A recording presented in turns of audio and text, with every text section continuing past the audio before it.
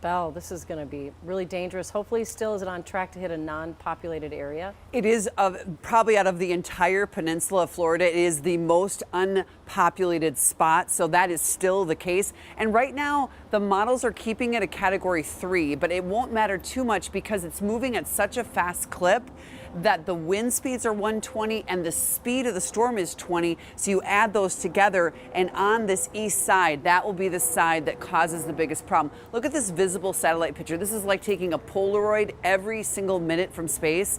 And the one thing that they're noting at the National Hurricane Center is the hurricane winds are from the eye wall 60 miles out. So that's why they're calling it. It's still a hurricane wind speed 60 miles from the eye wall, and that's why they're calling it a large hurricane, because because of the mass amount of how large it is, of course, taking up the entire Gulf. So this is where it is right now. As you know, we do have strong winds already hitting the Panhandle and also the northern part of Florida. And as it moves north, it does keep it a category 3. We'll have to watch that because it is going to, be just here or there. It doesn't matter. It's still going to be a very large hurricane hitting the coast. And then it does move north, as you note here, and there will be a lot of rain and potential tornadoes in Georgia in the next 24 hours. It'll hit tonight, actually, between around 9 o'clock.